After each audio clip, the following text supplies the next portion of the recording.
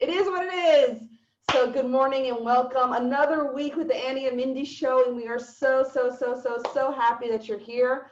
You know, every week is so filled with things, with so much things going on. New people, new faces, new problems, new challenges, new things. You know, we've got new things in our home this week. So I'm glad you're here to share with us and learn from all the new things that happen in our lives. Annie, what's up with you? You were just telling me about a really cool call you had. Oh yeah, I had a fantastic call last night with a gentleman who who has a teenage son, and the teenage son has a gene that's not right, so he's challenged apparently medically, health wise, which sometimes it's challenging for him with school. So he needs special needs, even though when I spoke to the boy, there was just nothing about him that showed me special needs, right?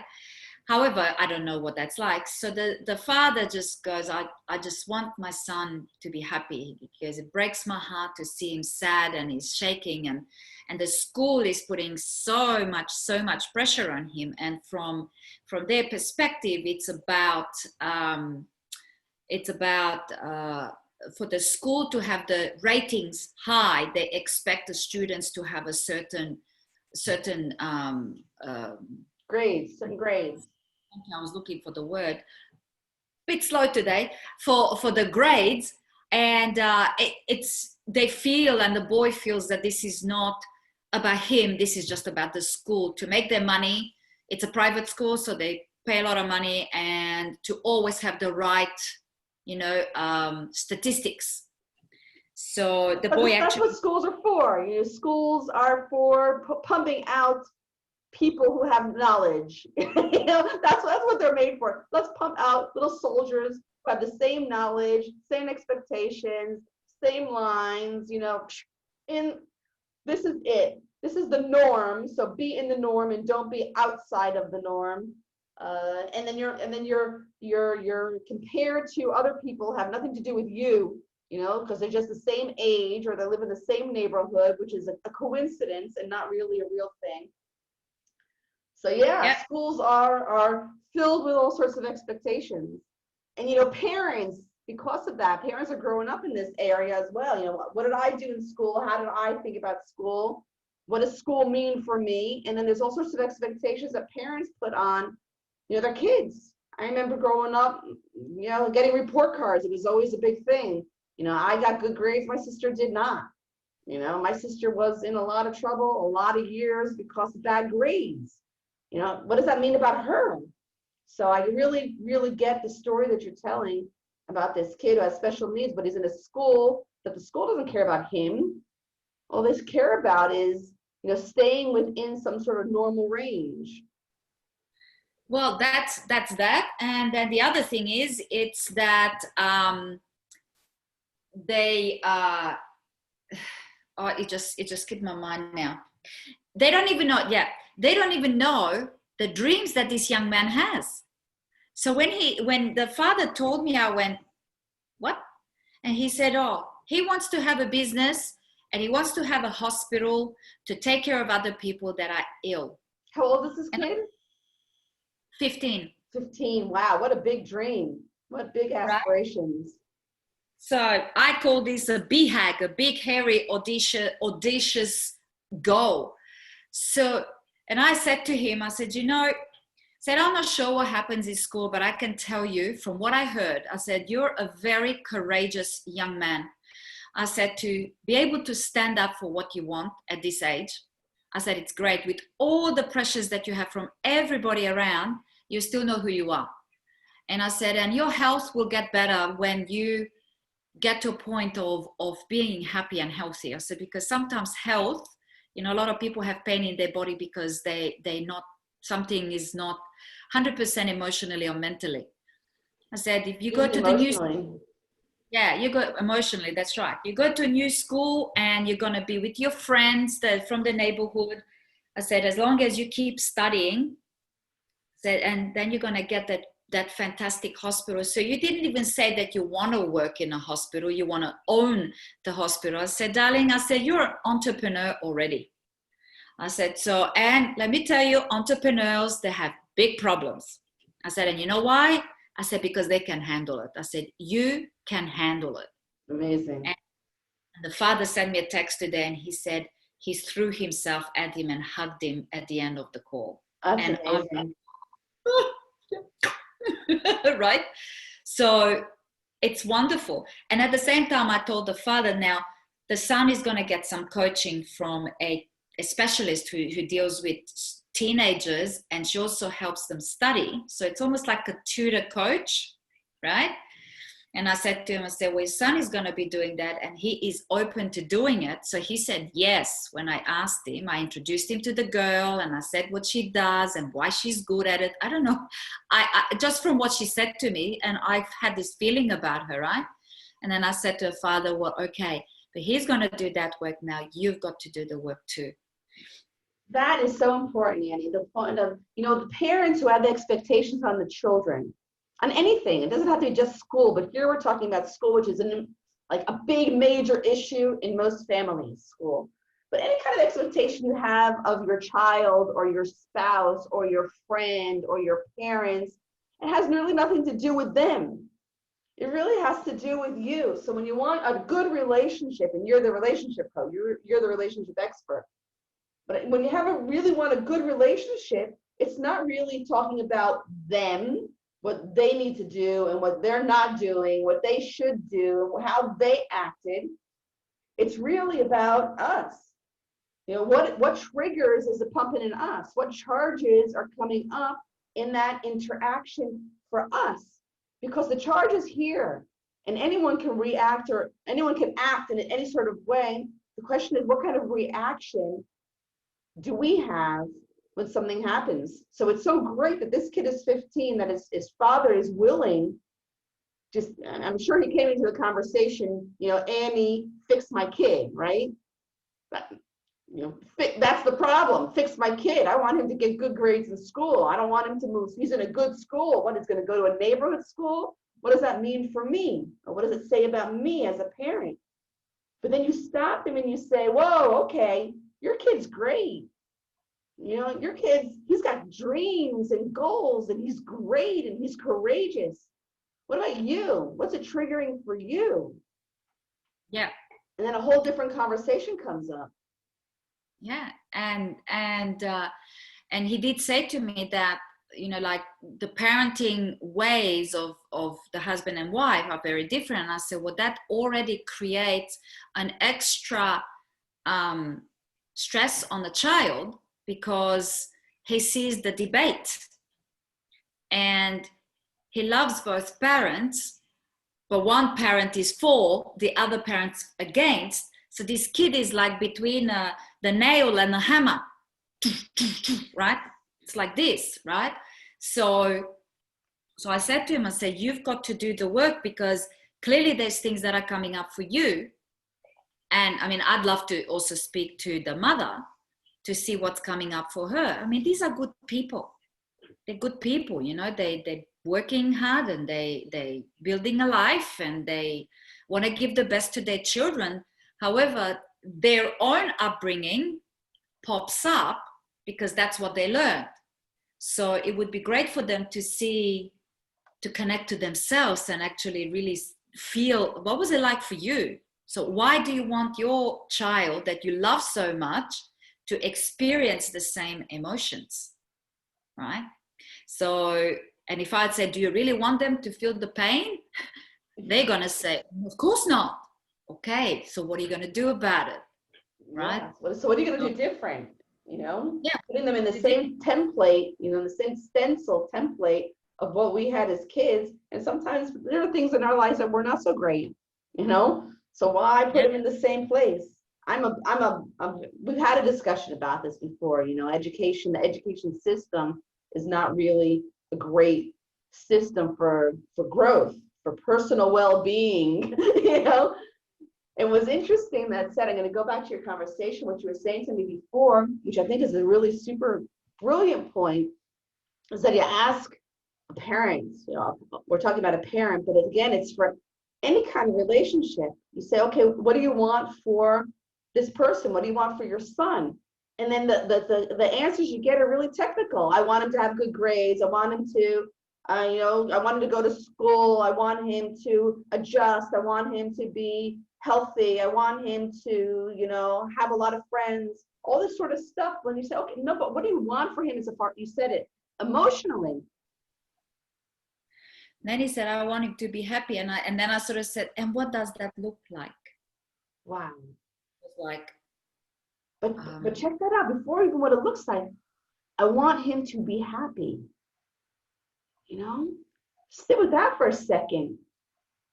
You're talking about grades and schools and doing, but the bottom line, what does a parent want for their kid? You want them to be happy. So then that's the question. What does it look like? What is happiness for not for you, but for your child? What does happiness look like?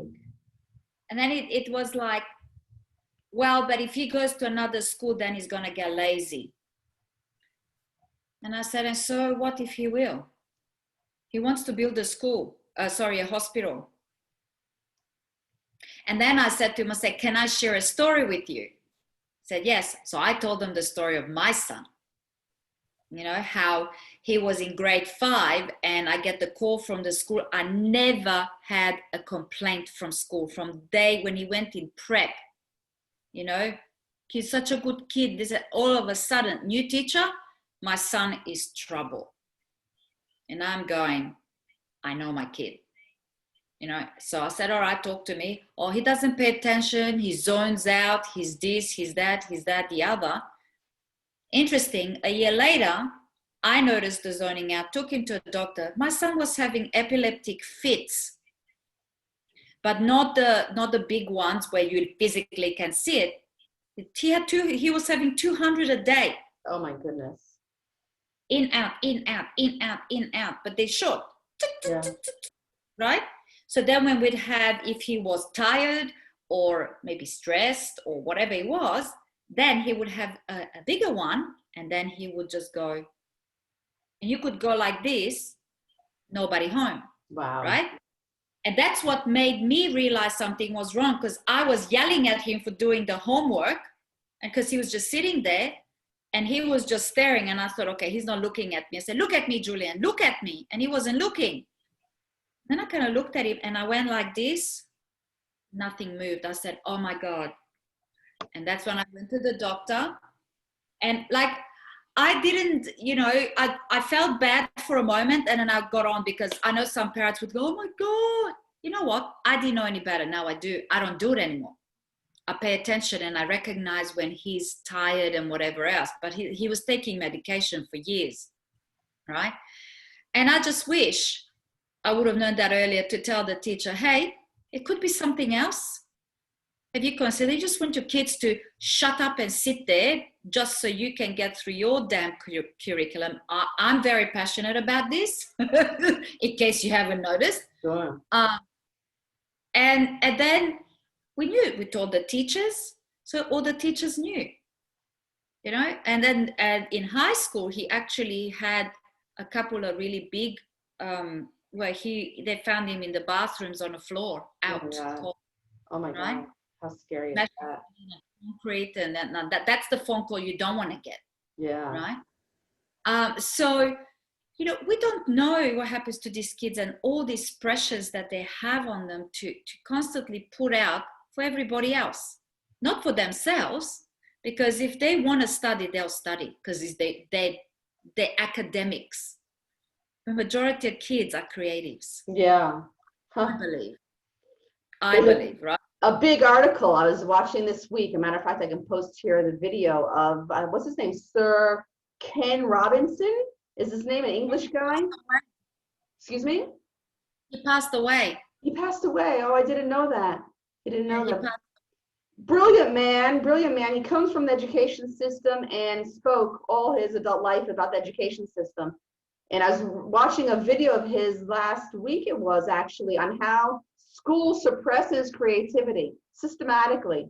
systematically suppresses creativity, and it's purposely done. Not that the teachers think of it, because it's en route. That's how they grew up. That's how they know. But when you look at the whole purpose of creating the institution of education was to suppress creativity, because they wanted to create workers. It was a school system, education system was built at the beginning of the Industrial Revolution. So he also has a really great video on that, But the creativity, wouldn't it be great if, and not only that, why was I looking at that creativity? I'm reading a great book by Brene Brown. I was telling you about that yesterday. Yes, and yeah. She says that she's defining what statistically, she's a researcher. So she's defining what a wholehearted person is. Who is a wholehearted? What are the characteristics of this group, this population that she called wholehearted? People are very authentic and loving and happy in their lives, etc. But she said that one of the things is that's in everybody across all the research for wholehearted people is creativity. They have managed to stay creative, and creative as far as arts and daydreaming and idle time, and using that idle time to draw or to paint or to photography or dance or whatever it is that's creative without purpose, that's not functional, which is a really hard thing for us to do because of the education system, stay targeted, stay this. So it's very cool that you had this conversation with the parents about them. Where are they going to take responsibility for their kids' happiness? It's not up to the kids. Like I'd love to ask, why did you have children? What was the purpose of having children? And that's a question I'd like to ask of many parents that I see the demands that they put on their kids, and I just go, is this for the kid or for you? For you to look good, yeah? And I heard that when I grew up, don't do that. What will the neighbors say? Ooh, wow. Don't do, what will people say? It was always like that. What will people say? It didn't matter that I wanted to dance or I wanted to do something because I enjoyed it. Now, what will people say? Don't date a boy. What will people say that you're easy? And I really don't know how you could find somebody to get married to if you couldn't date. Yeah, a little bit of a problem. There goes that. So, and how is this? Today, I spoke to a girlfriend of mine who is, they're here from Switzerland. So they've been living here in Australia for a while, and they homeschool their children. And they have, and the boy, he's, I think, year 12. So he's finishing high school. The whole thing was called homeschooling. And the kids go off and they study by themselves. The parents don't sit there with them, but they during, clearly when they were younger, they were with them. So now they just go off and they do studies. So as I was talking to her in the morning, I said hello to the boy who was cooking breakfast, bacon, eggs. He was just doing the whole thing. And then he just went off to study, right? Wow. And then the daughter was studying French, right? By herself at the table. And I said hello, and she said hello. I said, I'm just too busy, I can't talk. She was focused on her homework. Wow. So and I said to the mother, I said, how long do they study for? Like, how long is the schooling for a day? Oh, she said about an hour and a half to 2. I said, and how much homework do they do? She said, there's no homework. These kids, they do. That is their homework, they're studying. Yeah, the daughter plays soccer, right? Competitive soccer. The son was competitive. That's how we met. We met at Taekwondo. The son was competing a lot. And now he opened his own Taekwondo classes, or not Taekwondo, a different type of sport, but it's still some type of martial art. And he teaches. Nice. And he earns money. Wow, nice.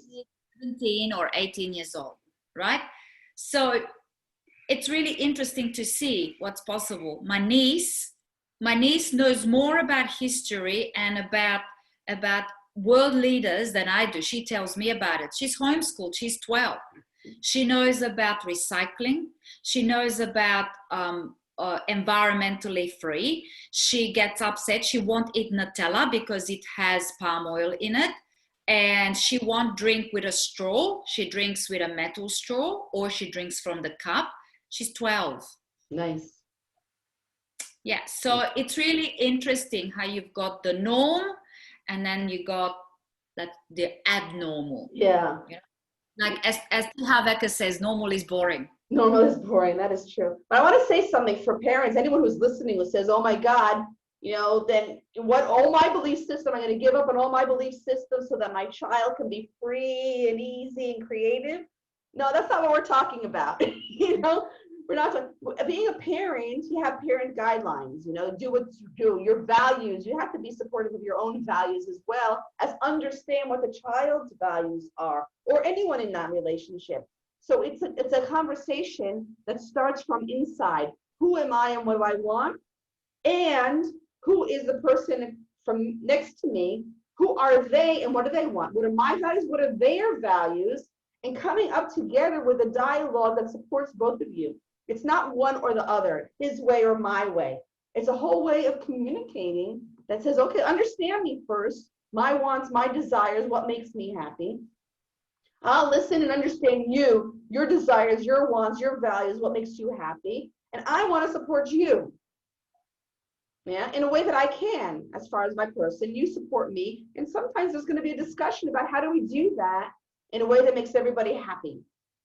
It's not giving up or giving in or releasing all discipline, well, and it depends on you. I decided when my children were very small, that I was not going to punish them. Matter of fact, it's so interesting.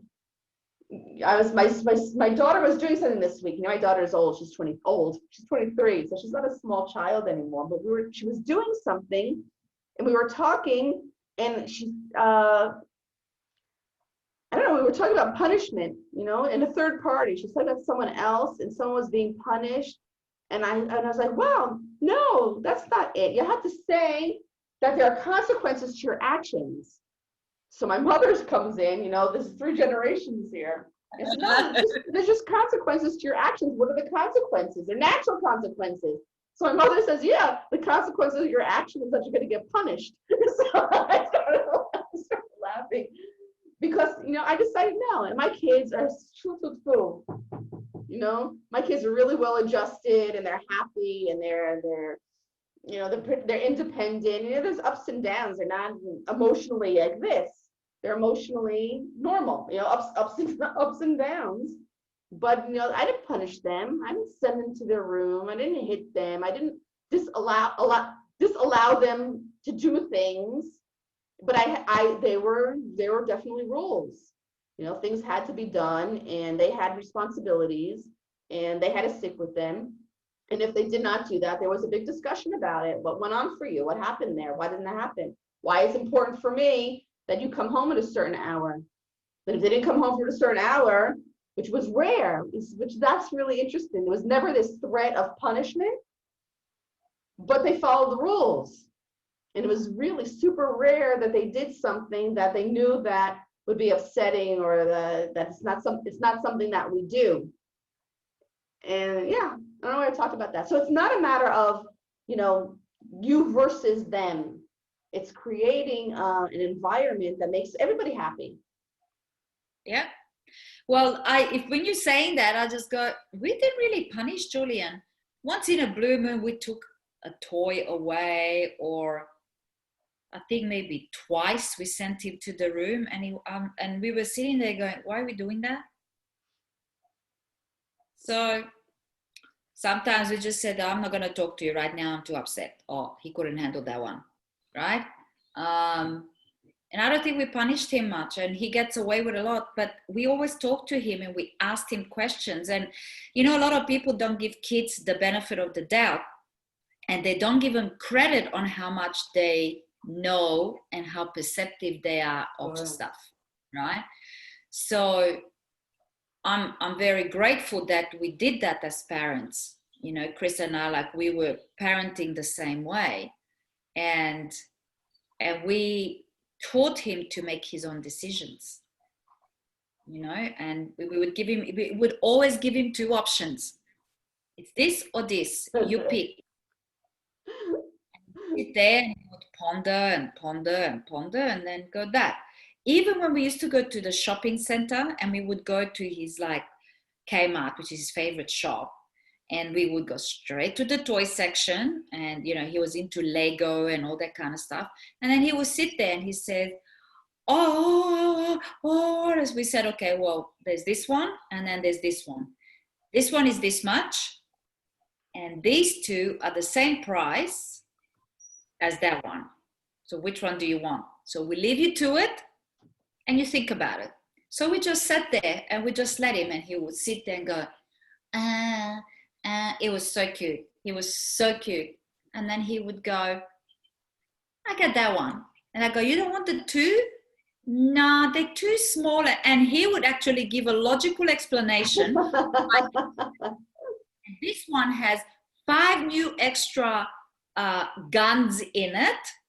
And the guns are like that little, you can't even see it. But this one has 5 more guns. So all in all, I don't know how he did the mathematics because he was really young. But this one had more pieces. And I'm wow, nice. Okay. Nice. He's very much like his dad when it comes to that, because Chris is a real numbers guy and he always looks at the best value for money. And it was very funny. David says hello. Hey, David. Hey. You sparked a memory in me, Annie. You choices. Yeah. I also give your kids choices. That's what they tell in the books. Give your kid choices, which I did. I gave them choices, or this or that, or this or that. My daughter, somewhere around 3 years old, maybe 4 years old, I said, you have choices. This is your choice. She says, no, those are your choices. Put me in my place. Talk about parenting and letting your child decide for himself thing. No, those are your choices. I don't like them. So we had to come up with new choices. That were her choices. It's funny. Yeah, but see, but that's the thing. Like I like, of course, I think my son is like the best, of course. But I just look at him and I have a good kid. He's really good, and like we have fights. Yeah, I love our fights because the makeup is even better because we coffee or tea or whatever, and we talk it out, and in a matter of minutes we diffuse it, and then we worked it out, and many times let's call it winning. He wins, but it's not about winning, but he explains to me his chain of thought and all of that, and I go, I get it, I'm sorry.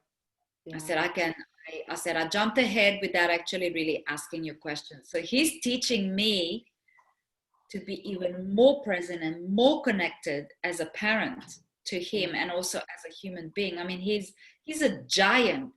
I mean, he's got a beard and it's growing and his hairy chest, and he's like, I'm just like, and he's got, oh my, like he's a man. When did that happen? Wow. It was just kids grow up. I think that your best teacher is your children, and it's so cool that this family came to you. Help my kid, but in the end, they're going to be helping themselves, and they're going to have a well-adjusted. Each one is going to be happy with who they are and work it out together. So to help my kid, there's a whole lot more to it. What a blessing to be able to do that. I think next time, because David and his wife are watching this and they would have quite a bit of input into this, we should have them come on the call and say, hey, why don't you put in your 2 bobs about parenting? Nice. Because they have amazing relationships with their children. And like I've been privy to it for numerous years now, and their relationship is great. Yeah. So even long distance, I know that one of their children is here in Israel.